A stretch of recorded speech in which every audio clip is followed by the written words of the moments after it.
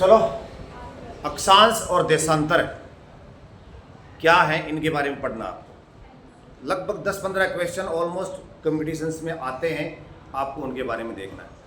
यानी अगर आपको अक्षांश और देशांतर की अच्छी जानकारी है तो you can locate any point, any state, any destination in on the earth, on the globe.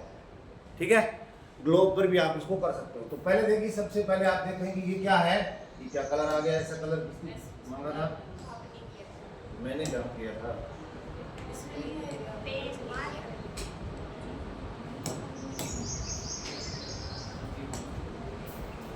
ये क्या है? ग्लोब मान लो, पृथ्वी मान लो, इस तरह की है। ऊपर से थोड़ी चपटी है, बाकी पूरी गोल नहीं है। इस पर जितनी भी रेखाएं हैं वो हमें देखनी है, कौन कौन सी है, किस किस तरह से। भारत कहाँ है, फिर फाइनली हम इसको कर रहे हैं। इसके बीच में एक 0 डिग्री पे एक रेखा है, उसको क्या कहते हो? 3 नाम बताओ। एक नाम इसका विषुवत रेखा है, एक नाम इसका विषुवत रेखा है, विषुवत। दूसरा भूमध्य, पृथ्वी को 2 हिस्सों में बांट देती है, तो कौन सी होगी? भूमध्य रेखा। और इंग्लिश में क्या कहते हैं? इक्वेटर, EQUATER, इक्वेटर, भूमध्य रेखा। 0 डिग्री पे है, 2 हिस्सों में बांट देती है, एक उत्तरी गोलार्ध और एक दक्षिणी गोलार्ध। भारत कौन से गोलार्ध में है? बहुत करोड़ों साल पहले कौन से गोलार्ध में था? दक्षिणी गोलार्ध। कौन से महाद्वीप से निकल के आया? कोई बात नहीं, चलो ठीक है। अब उसके ऊपर एक रेखा है 23.5 डिग्री और नीचे भी है 23.5 डिग्री। इसको क्या कहते हैं? कर्क रेखा। इसको क्या कहते हैं? मकर रेखा। 23.5 हुआ ही नहीं, आप ऐसे ही बोल देते हो, 2.5 हो गया था। ये 23.5 डिग्री होगी ना। भारत में से ये गुजरती है कि ये गुजरती है? अब देखिए, एक 0 डिग्री ऊपर से नीचे और जाती है। कौन सी रेखा है? ग्रीनविच रेखा है। अक्षांश है कि देशांतर है? इसका मतलब जो ऊपर से आएंगी वो क्या है? देशांतर है। ठीक है ना। और जो पूर्व से पश्चिम या पश्चिम से पूर्व है वो क्या है? अक्षांश रेखा है। ये क्लियर है चीज? ठीक है। अब 23.5 डिग्री तो हो गया, इसके ऊपर 66.5 और नीचे 66 पे भी 2 रेखाएं हैं, उनको आप उस हिसाब से जो भी गोलार्ध के हिसाब से बता सकते हो। अब इंडिया है वो लगभग यहाँ है ना, थोड़ा ऊपर हिस्सा ज्यादा निकल गया, बीच में कर्क रेखा एग्जैक्टली बीच में आती है। ठीक है, अब यहाँ बीच में है तो आप क्या करोगे? ये ऊपर वाला हिस्सा क्या हो गया? ये ऊपर वाला हिस्सा क्या हो गया? ये तो हो गया उत्तरी गोलार्ध, और ये नीचे वाला हिस्सा क्या हो गया? दक्षिणी गोलार्ध। ये हो गया दक्षिणी गोलार्ध। तो इंडिया इसमें तो है ही नहीं, इसके भी 2 हिस्से हैं भाई। ये इस पार्ट को क्या कहते हैं? इस पार्ट को क्या कहते हैं? इंडिया तो यहाँ है, उत्तरी, राइट हैंड में पूर्व, उत्तरी पूर्वी गोलार्ध में क्या है? तो भारत की जो स्थिति है पृथ्वी पर, वो भारत उत्तरी पूर्वी गोलार्ध में स्थित है। क्लियर? ठीक है। अब तीसरी ये रेखा होगी 23.5 डिग्री कर्क रेखा, 23.5 डिग्री इधर मकर रेखा होगी। ऊपर से नीचे जो आपको काल्पनिक रेखाएं दिखाई देती हैं, उन रेखाओं का नाम है देशांतर रेखाएं। और जो ग्लोब पर पूर्व से पश्चिम या पश्चिम से पूर्व जो रेखाएं दिखाई दे रही हैं वो है अक्षांश। अब अक्षांश और देशांतर का क्या रोल होता है? इनमें से एक है वो समय और दिनांक निर्धारण करने में काम में आती है, बनाई गई है सोच समझ के। और दूसरी रेखाएं हैं वो जलवायु और मौसम दिखाती हैं। कौन कौन से होती हैं? अक्षांश क्या बताती हैं? जलवायु। एक अक्षांश पे यहाँ जिस तरह की जलवायु है यहाँ भी होगी, थोड़ा अंतर है। ये हो सकता है कि जैसे राजस्थान का जैसलमेर और पूर्वोत्तर भारत का कोई भी ऐसा स्थान, वहाँ की जलवायु एक जैसी नहीं है। कैसे पढ़ा? क्योंकि जो आप ऊपर हाइट में जाओगे तो तापमान कम होता जाएगा। तो जैसलमेर का उसका तापमान का अंतर यही है। बाकी अगर यही चीज यहाँ होता वो स्थान तो क्या होता? अलग होती तापमान। ठीक है ना, यही अंतर है। बाकी यहाँ की सारी जलवायु ये तो भूमध्य रेखा के ऊपर जितने भी देश रहते हैं उनकी जलवायु कैसी है? वेरी गुड, ठीक है ना, ये हो गया। अब थोड़ा सा ये देख लेते हैं कि इनका अक्षांश है वो टोटल है कितने? अक्षांश यानी ये ऊपर वाली, तो 90 तो ऊपर है, ये कितने हैं?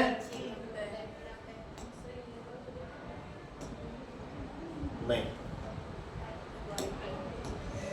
अक्षांश 90 तो ऊपर है और 90 नीचे, टोटल अक्षांश कितने हो गए? 180। अब देखिए जो लास्ट का अक्षांश है ना उसका कोई वृत्त नहीं बन रहा, बाकी सब वृत्त बना रही है, बाकी सारी अक्षांश क्या बना रही है? वृत्त बना रही है। अगर आप इस ग्लोब को ऐसे करके देखो तो लास्ट वाले का कोई वृत्त नहीं बन रहा है, सिर्फ बिंदु बन रहा है ना। और एक ये इससे ऊपर 90, इससे इधर 90, तो 90 और 90 80 और एक है +1 भूमध्य रेखा बराबर 181। रेखाएं टोटल कितनी है? वृत्त कितने हैं? ये इसको घटा दो और इसको घटा दो, वृत्त को -2 कर दो बराबर 179। अब अगर ऑप्शन में 180 और 181 दोनों हो तब तो आप क्या करोगे? प्रश्न चैलेंज होगा, या आप क्या करोगे? 181 कर देना, वरना कोई पूछे तो 180 कर देना। ये तो क्या हो गए आपके अक्षांश, क्या हो गए? देशांतर कितने हैं? देशांतर देखिए ये जो ऊपर वाली है ये 0 डिग्री है, ठीक है, इसके 360 इधर और 360 180। वेरी गुड, वेरी गुड, बड़े इंटेलिजेंट बच्चे हो आप लोग, टोटल जोड़ दिए गए हमने 180 और इधर भी 180, इसके 180 इधर और 180 इधर, टोटल कितने हो गए? इनकी जरूरत ये हुई, देखो जहां पर भी समय निर्धारण करने के लिए अगर कोई काल्पनिक रेखा बनाई जाएगी तो उस क्षेत्र में या तो एक से ज्यादा होंगे, ऐसे जैसे रूस के अंदर पहले जब विभाजन नहीं हुआ तो 17 टाइम जोन थे, या फिर अगर उसमें एक ही होगा तो उसकी बिल्कुल मिड पॉइंट पे निकाला जाएगा, जैसे कि इंडिया में निकाला गया है। इंडिया में कहाँ निकाला गया? इंडिया में इलाहाबाद के नैनी में, चलने दो इसको,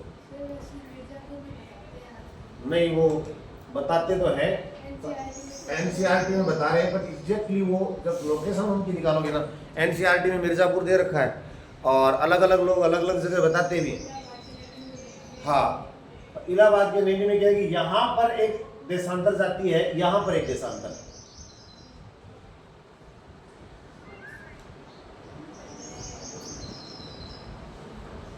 हाँ अच्छा इसको ही लेना पड़ेगा आपको ना, इतने इंटेलिजेंट आदमी हो आप लोग। इधर आओ, ये देशांतर जाती है, कौन कितने नंबर है ये? 68 डिग्री 7 मिनट। ऐसे करो आप, 6 7 8, 6 7 फिर 8 और ये डिग्री 25 मिनट। अब यहाँ से यहाँ की जो दूरी है इसका बीच का हिस्सा है वो 82.5 डिग्री हो गया, और ये जहां से भी गुजरेगी वो हमारी मानक स्टैंडर्ड रेखा हो जाएगी, यामोत्तर हो जाएगी और मानक समय निर्धारण की रेखा हो जाएगी, ठीक है। अब जो अक्षांश है देशांतर है, जो देशांतर है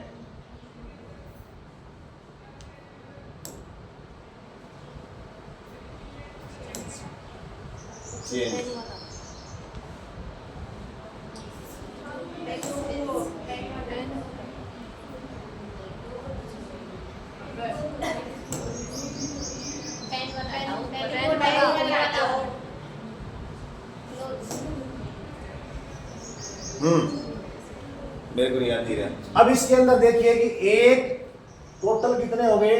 180 और 180 360 हो गए ना। एक देशांतर से मिड पॉइंट की बात कर रहा हूं, 0 ग्रीनविच से अगर आप इधर जा रहे हो इस साइड में तो 4 डिग्री एक डिग्री में 4 मिनट का अंतर आता है आगे और इधर पीछे, यानी भारत की तरफ अगर जाओगे इधर गए एक डिग्री पार करी तो 4 मिनट बढ़ गया, 2 में 4, 1 डिग्री में 4 का अंतर आता जाएगा। अगर इधर है कोई इधर वाले सारे देश अगर बताएंगे तो ये कहेंगे कि हमारा समय 2 घंटे 4 घंटे 5 घंटे 10 घंटे ग्रीनविच से आगे है और इधर वाला पीछे है। अब इंडिया का जो है समय वो कितना है, उससे पहले आप इस सारे अक्षांश को निकाल लीजिए। आपको गुणा करना आता है ना, पीछे कौन ठीक ठाक गुणा करता है, कौन करता है? 360 वाला एक में 4 होता है,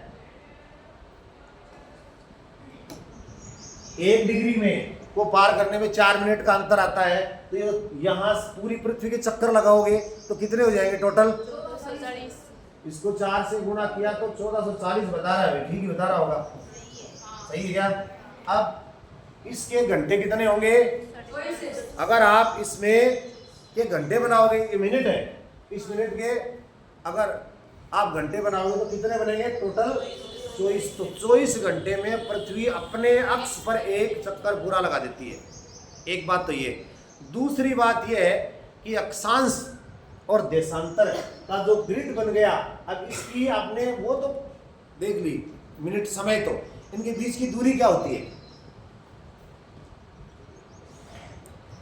अक्षांश, एक तो अक्षांश की दूरी बतानी है।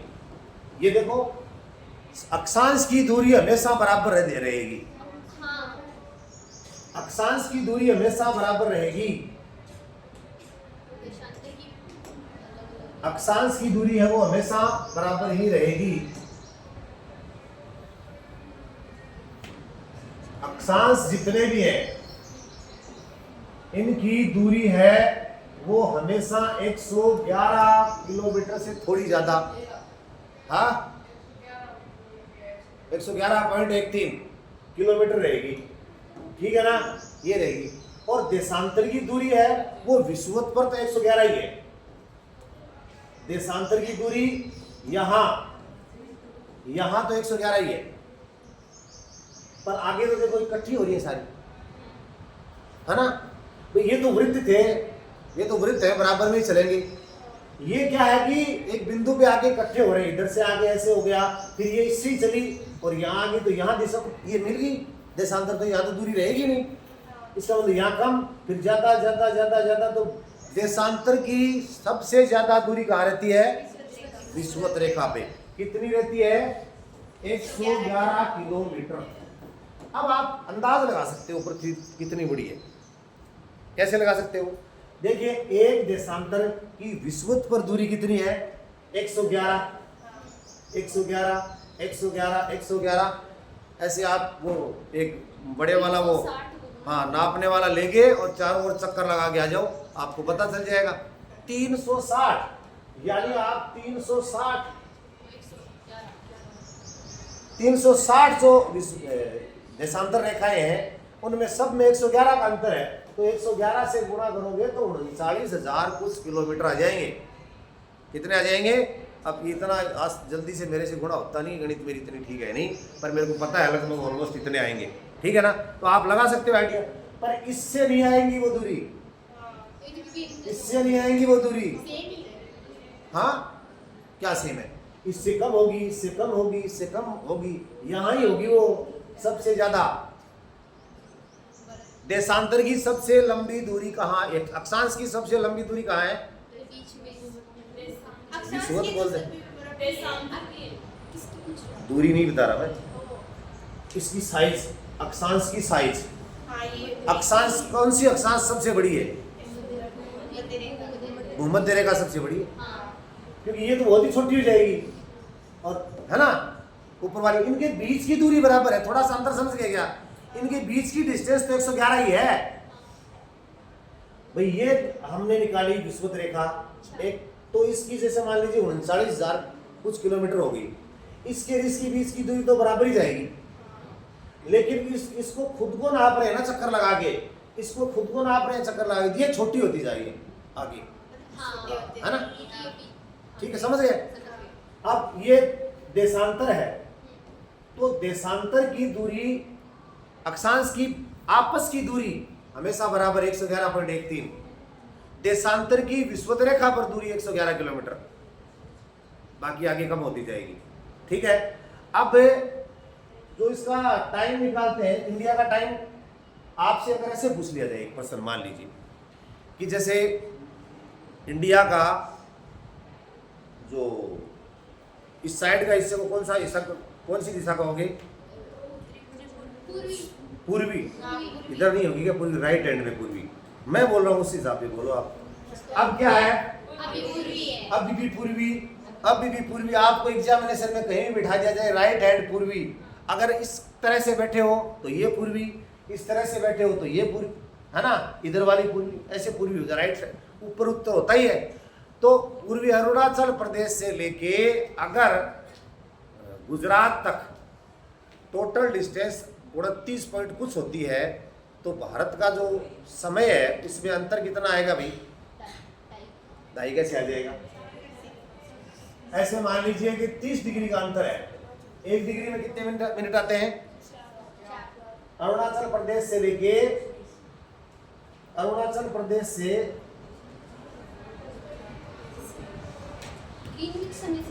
वो बाद में बात करेंगे। यहां से लेके यहां से लेके यहां तक का जो टोटल जो है ना अक्षांश की डिस्टेंस, वो डिग्री में है लगभग 30 से कम है थोड़ा, है ना। तो 1 डिग्री को पार करने में कितना मिनट लगते हैं? 4:30 को करने में करीब 120 हो जाएंगे।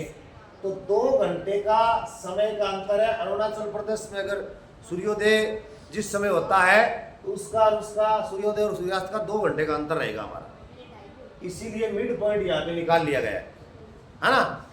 अब वही क्वेश्चन है और इससे रिलेटेड आपको प्रार्थना में एक प्रश्न और पूछूंगा, कल या परसों, कभी भी, पहले नहीं बताऊंगा, आपको वहां कैलकुलेट करना है, होगा इससे रिलेटेड ही, देख लेना कैसे क्या होगा। ये प्रश्न ऐसा है, अब जैसे मान लीजिए आप 0 डिग्री है, ग्रीनविच रेखा है ना, 0 डिग्री से भारत 5.5 घंटे आगे क्यों है? 5.5 घंटे आगे बताते हैं क्यों, कैसे, क्या मतलब हुआ इस बात का भाई? 68 डिग्री 7 मिनट, 97 डिग्री 25 मिनट, तो 5.5 ही कैसे हुए? हाँ, क्योंकि जैसे यहां से अगर काउंट करोगे तो कम पड़ जाएंगे, यहां अगर आगे काउंट कर लोगे तो ज्यादा हो जाएंगे, क्योंकि हमारा स्टैंडर्ड टाइम क्या है? मानक समय तो स्टैंडर्ड टाइम ये थोड़ी है, हमारा स्टैंडर्ड टाइम यहाँ से थोड़ी है, हमारा स्टैंडर्ड टाइम तो 82.5 है तो इंडिया का भी ये भी है, सारा यहाँ तक इंडिया का ही है, बट स्टैंडर्ड मानक जिसको माना गया है वो इलाहाबाद देने वाला ही है, जिसको आज एनसीईआरटी मिर्जापुर भी बता रही, वही है ना। अगर नैनी और मिर्जापुर दोनों आ जाएंगे तो क्वेश्चन चैलेंज हो जाएगा, आपको बोनस मिलेंगे, ठीक है। तो आपको ये करना है 0 डिग्री से 68 ये 82.5 डिग्री तक, ये है ना दूरी है इसकी। अब 82.5 तक दूरी होगी तो 1 डिग्री है वो 4 मिनट की होती है, तो इसको गुणा कैसे करोगे? तो करके बताओ, इसको 2 मिनट मान लेंगे, ऐसे नहीं, आप 2 मिनट मान लेंगे, 2 मिनट मान लेंगे इसको। 318 दिमाग से बताया ना, 2 मिनट कम करके वैसे बताया कैसे? 318 का 5.5 घंटे हो जाएंगे, सही है 318? अरे 318 मेरे को नहीं पता, आप 328 होगा। और ये 1/2 का मतलब 1 डिग्री 4 मिनट की होती है, तो 1/2 का मतलब आधा का मतलब 2 मिनट प्लस 2 बराबर 330, और 330 के घंटे निकालोगे तो 5.5 घंटे है, और आगे इसलिए है कि ये इधर है, ग्रीनविच से जितने भी देश इधर आएंगे वो आगे ही रहेंगे, और ग्रीनविच से उधर जितने ही रहेंगे वो पीछे ही रहेंगे। अब आपको मैं कोई भी प्रश्न ऐसे पूछूंगा कि किसी पर्टिकुलर प्रेयर में किसी पर्टिकुलर स्टेट की आपको देशांतर बताऊंगा तो, और ये कहूंगा कि इस स्टेट को हमने हिंदुस्तान से अलग कर दिया, अब वो नया देश बन गया और वो प्लान कर रहे हैं कि हमारा मानक समय क्या होगा, वो आपको बताना होगा, ठीक है ना? ठीक है, धन्यवाद।